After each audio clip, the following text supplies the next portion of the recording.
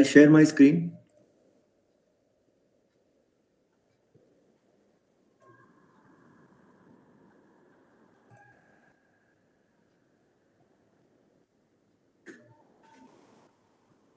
We start today's market talk.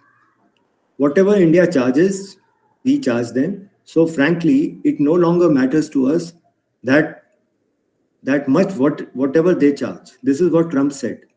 So this is in response to when he was asked in a joint press briefing whether he would consider concessions for India. So I will show you today that the damage from reciprocal tariffs would be significant to us. Now let's discuss US and India merchandise trades, where it stands. Now, among top 5 exporters to India, the top one is US. It has 18.7% share of our exports. It is our top export destination and 18.7. Okay, now in terms of importers, it is at number 4.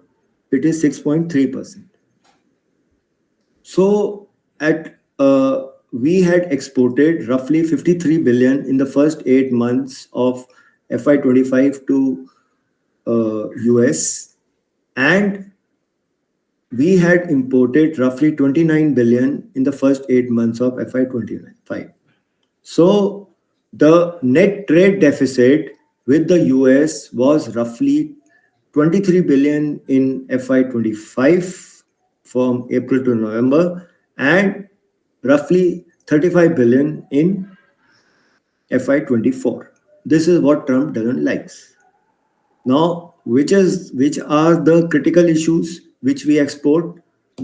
Electrical machinery and equipment, precious stones and jewelry, pharmaceutical products, apparels and textiles. So these are the critical items. Key imports are mineral fuels and oils, precious gems, nuclear reactors, electrical machine. Okay, so this is the basic how our merchandise exports to US is there, and why certain stocks like in pharma etc. are vulnerable for in case any tariffs, or textiles etc. are vulnerable in case any tariffs are put. Now, this chart shows how much was the fall in last week in various subsectors of Indian market. So if you see, the biggest fall was in real estate, then hotels and tourism. Metals doesn't comes in this list. It was below 4%. And the fall started because he had put tariffs, 25% tariffs on all imports of steel and aluminum beginning in March. What does it indicate is that the fall was not due to tariffs. The fall was because these were overvalued. All of them, chemicals, general industrials, fertilizers, etc., had gone up too much, and because of that, valuations are now correcting as per the earnings. Now, talking about tariff stocks and lending uncertainty, US's, I have discussed, merchandise trade deficit amounted to $23 billion in April-November period of the ongoing fiscal. In FY24, the merchandise trade deficit amounted to 35 billion for the full fiscal. So this is the trade deficit. Now, given India's higher tariff rate, high non-tariff barriers, and its trade surplus with the US, it remains in Trump's line of fire on reciprocal tariffs. Now, what is happening is that tariffs, he has said, will not be immediate, and reciprocal tariff imposition will take weeks and months to implement.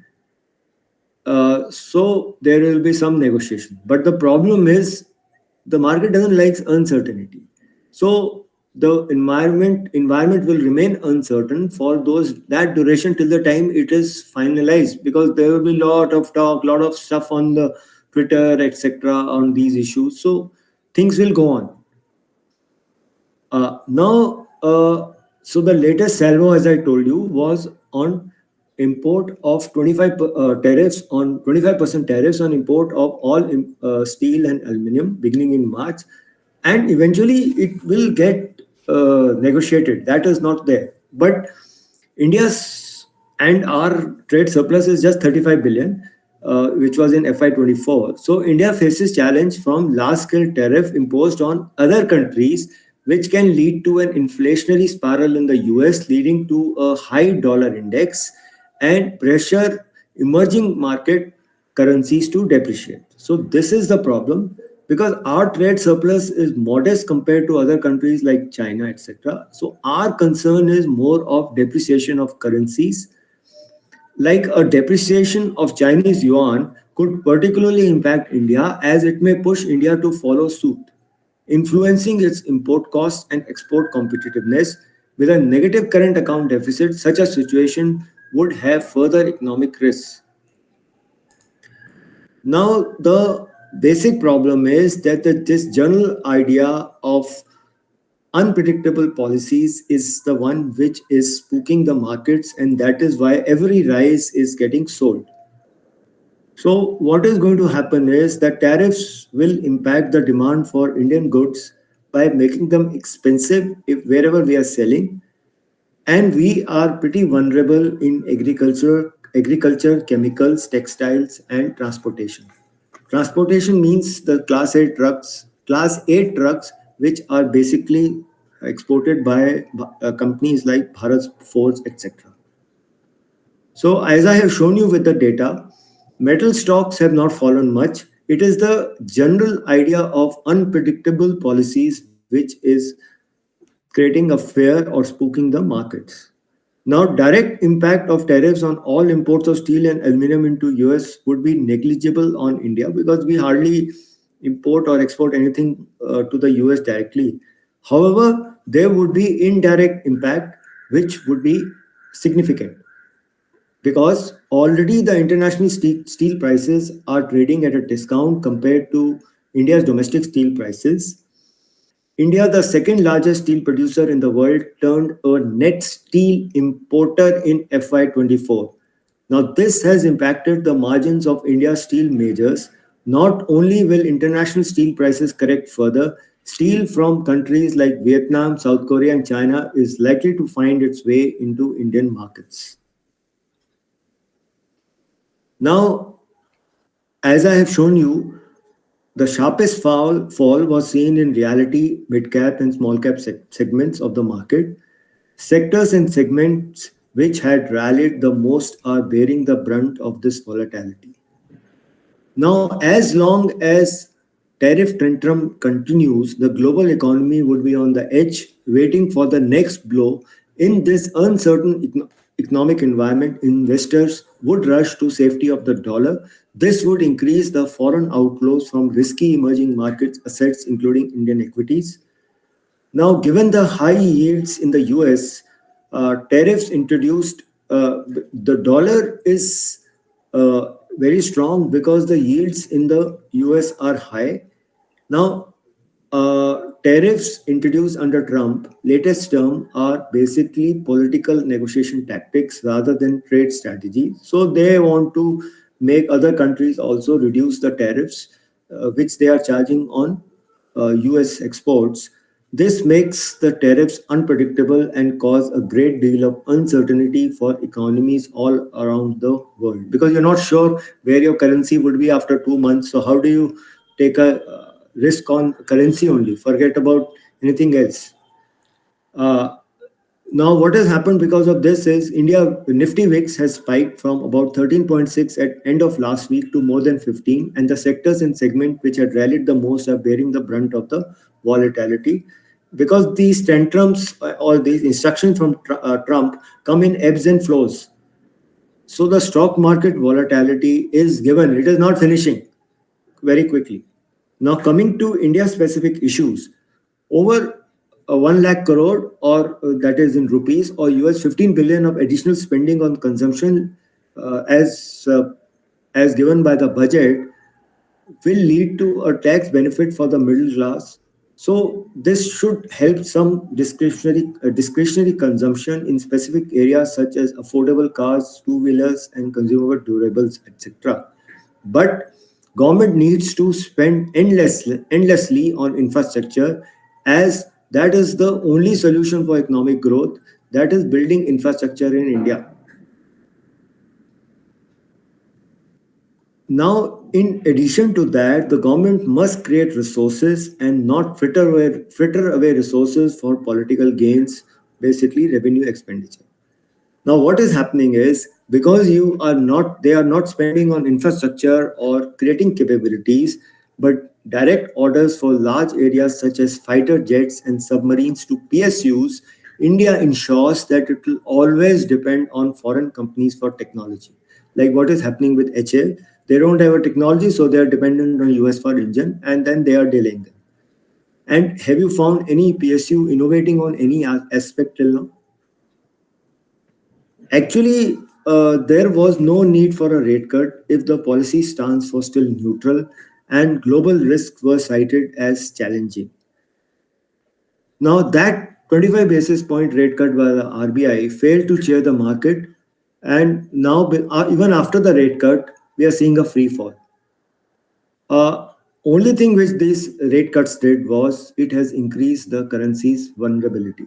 So the currencies keeps devaluing in case your rates are lower as compared to other economies. Now the other point is Indian economy has bottomed out, so uh, that 5.4 is a thing of past. So generally 6.5 would be able to be done in FY26. But the pace of recovery will, however, be slow given the lack of global support, inability to drive leverage led growth because the government is not borrowing, and constrained government finances because government doesn't have the money after keeping all the welfare programs in mind for spending on infrastructure. Now, a lot of people are saying, and it is evident that small and mid caps are in a bubble, and it is too early to call a bottom for them or bottom fish the small and mid cap stocks because they are not still pricing all the risks which are there to their earnings, while some valuations are not fair. So, in my opinion, it is too early to bottom fish. Retail investors who have basically come after COVID and have come through mutual fund route have not seen a bear market at all and are about to get their conviction tested now. Now, this whole premise was based on, or this rally was based on uh, ever everlasting retail SIPs. Now, in case that stop, then this whole valuation thing will break. Now, warning shots against small and mid-cap valuations have been fired by market veterans like S. Narain of ICICI Prudential, etc.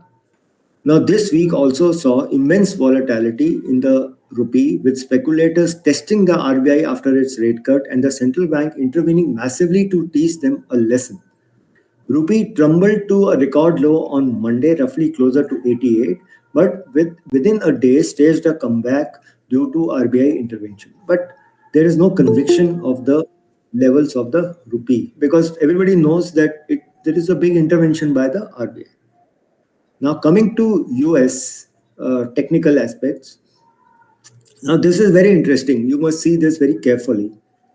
Firstly, fact that US president didn't immediately put into effect tit for tat tariffs and was scant on details regarding future putting of tariffs, etc., helped the market sentiment because there's not an immediate problem and inflation is not going to rise immediately.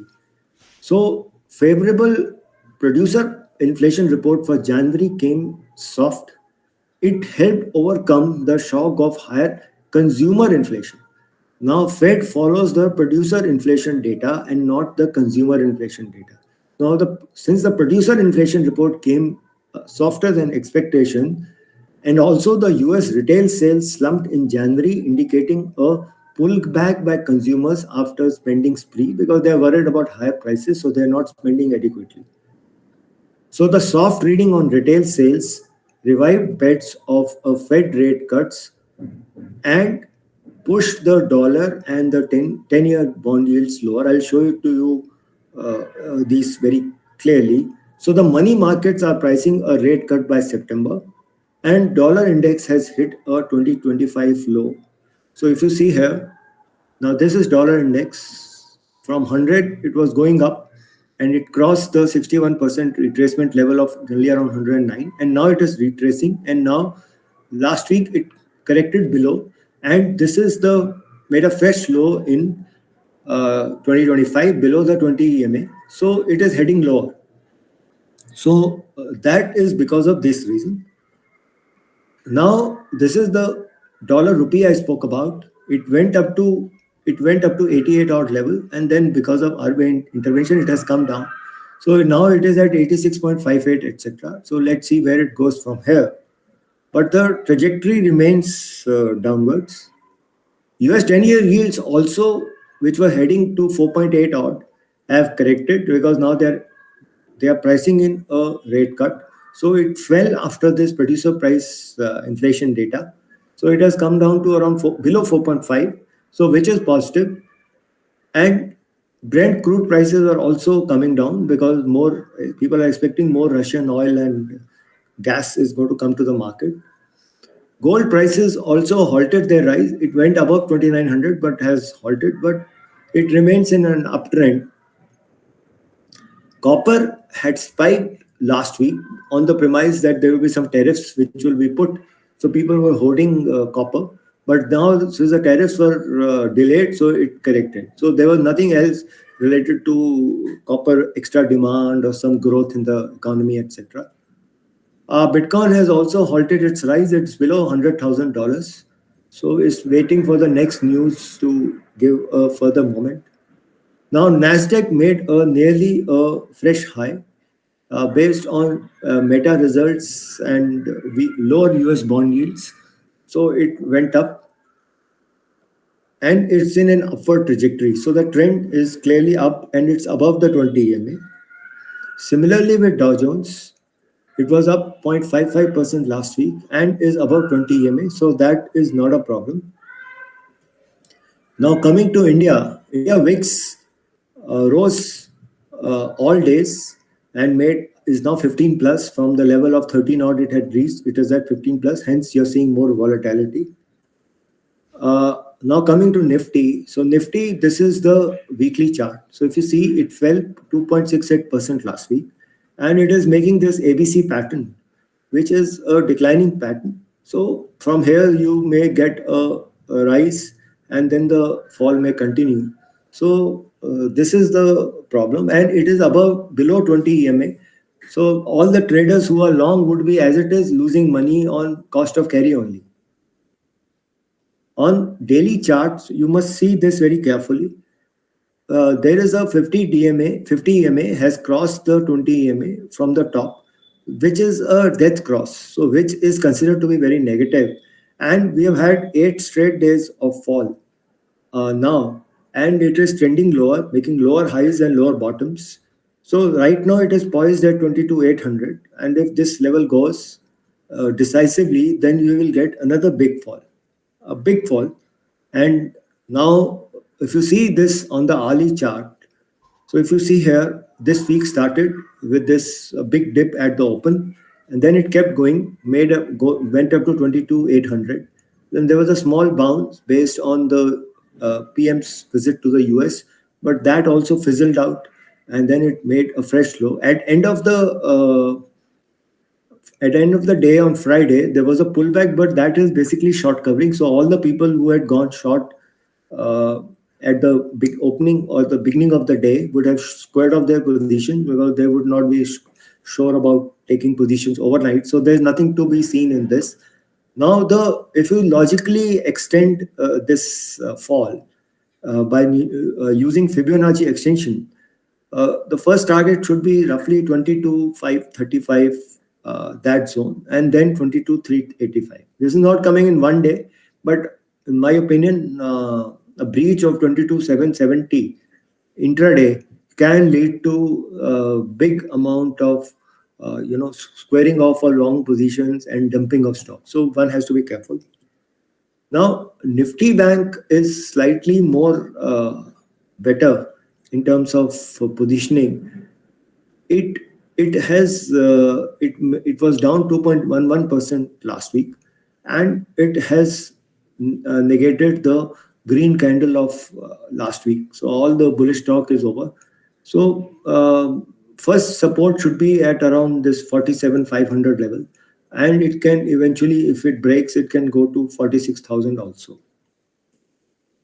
Now, this is a daily chart. Simultaneously, along with Nifty, it has also done a death cross.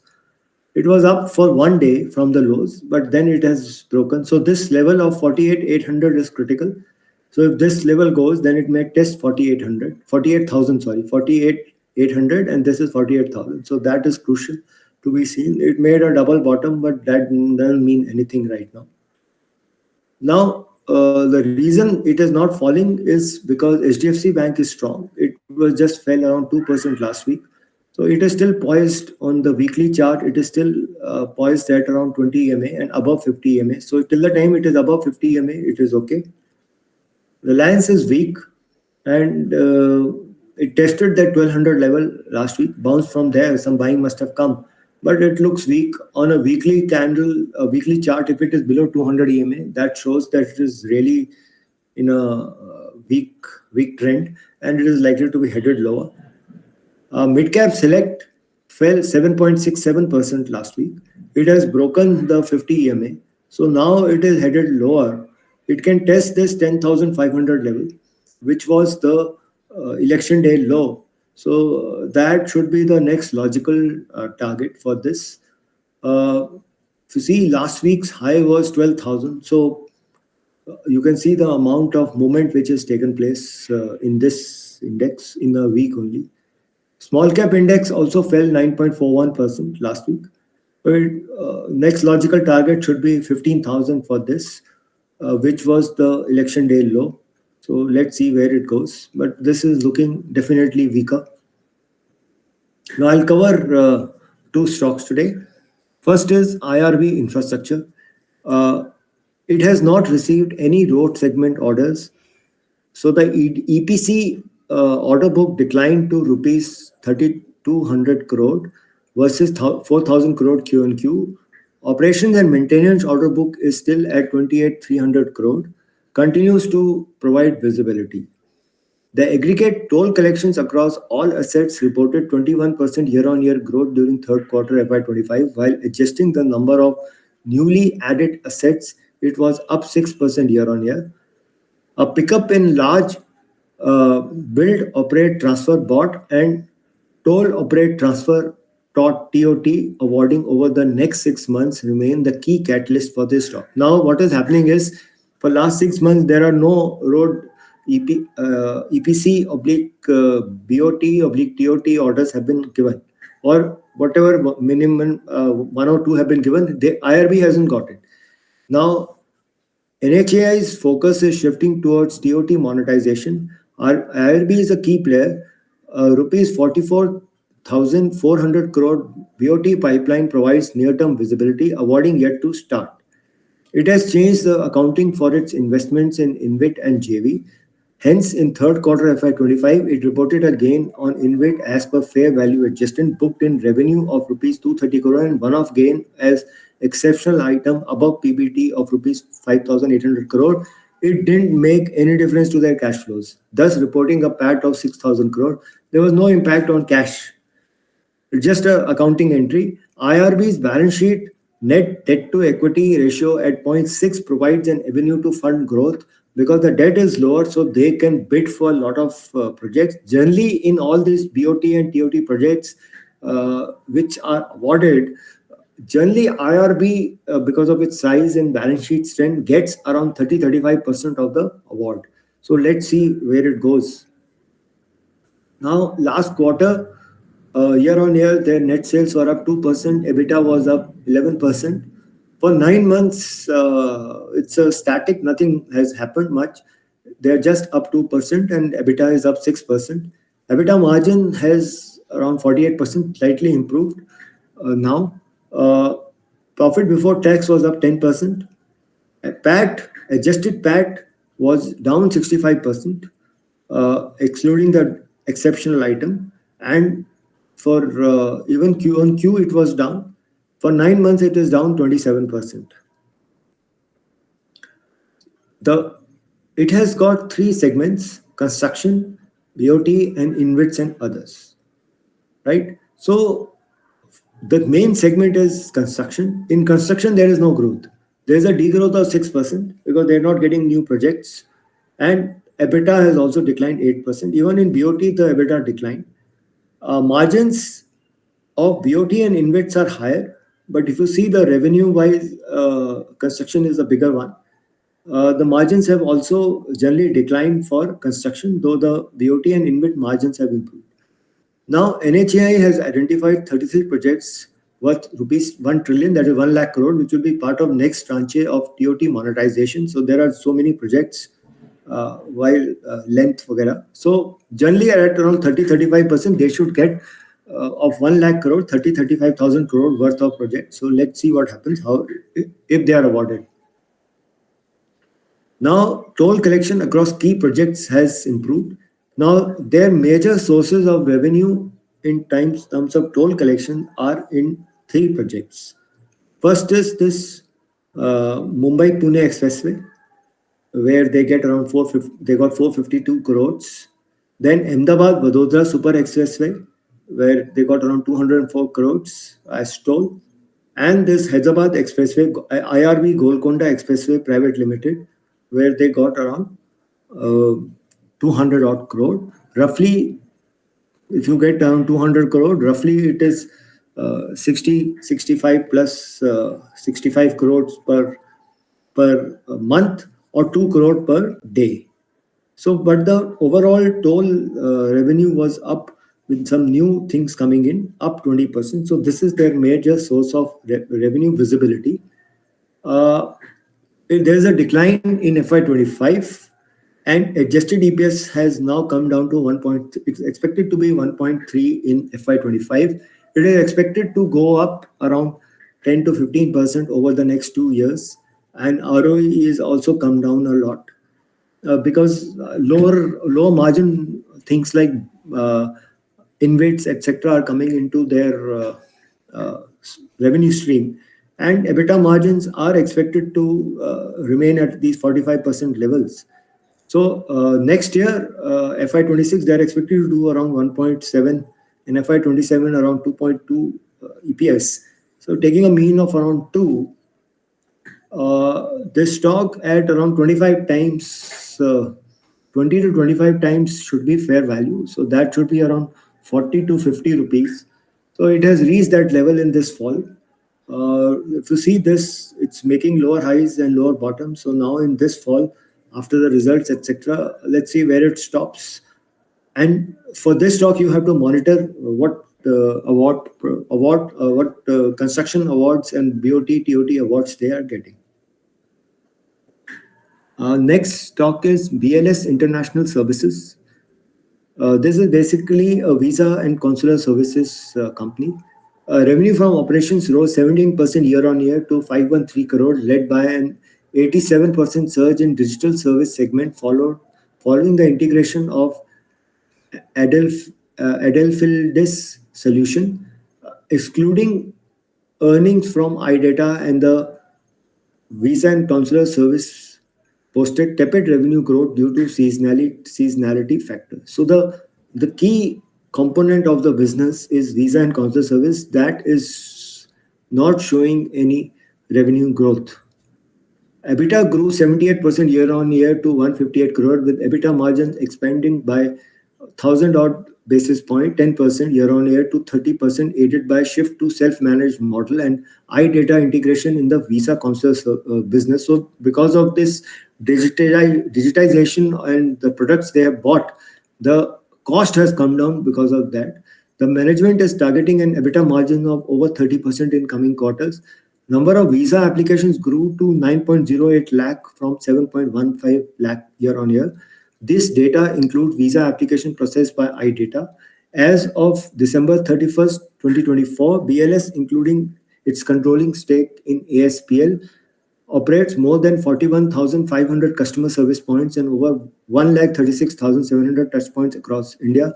In 9 months FY25, it invested over 1,000 crore in strategic acquisitions, iData, Citizenship Invest, and ASPL, funded primarily through internal accruals. Despite these investments, it maintained a robust net cash balance of 690 crore as of December 31st, 2024. The USD 2.6 billion visa outsourcing industry has high entry barriers and is dominated by three players, with VFS Global account commanding a market share of 50 to 55%. BLS and TLS Contact each control 10 to 15%. Now, coming to their income statement, net revenue was up year on year 17%, and for 9 months it is up 22%. Gross profit is up because the cost has come down because of more digitization. So, gross profit is up 58%, and for 9 months, 67%. EBITDA up 78% year on year. For 9 months, also the similar. Profit after tax up 47% and 64%. This is because they paid some interest cost, etc. And margins are better. Gross profit, EBITDA, PAT margins have all improved because they are cutting down on the human cost. Now, in terms of segments, they have two segments, visa and consular service, where the net sales were only up 3% year on year and declined Q on Q. And PBT was up 47% because of better margins. And PBT margins have reached around 32% now from 22%. Digital service is a lower segment, but net sales improved 87%. In digital service, they basically give G2C service, that is government to customer services, various facilities which the government offers. So here the PBT margins are improving 15%. So because the margins here are lower, the contribution to revenue now is 73% in visa and consular and digital service 27%, but contribution to EBITDA is still more of visa and consular service, that is 89% because of uh, low margins of digital service. The problem is that the visa and consular services are not showing growth because of competitive field, because there are a lot of unlisted companies also in this field. Now, for firstly, you have to see whether they are able to achieve the targeted level of 225 or 2,253 crores in FY25, and they are targeting around 2,900 crores in FY26, with a profit after tax of around 708 crores and an adjusted EPS of 17 rupees in FY26 and 13 in FY25. So this first we have to see if they are able to achieve these. Operating expenses as a percentage of revenues are coming down consistently, and margins are improving, and net profit margins are also improving. They are expected to do around 20% to 30% growth in revenue and EBITDA and net profit over the next year, at least FY26. So it is a decent stock, safe stock. So BLS International Services, if you see the chart, in this last fall, it has fallen uh, below the 200 EMA. So it is at 375 level. So roughly at around 340, 350, this should be a good level to accumulate this stock. I have finished. We will take questions now.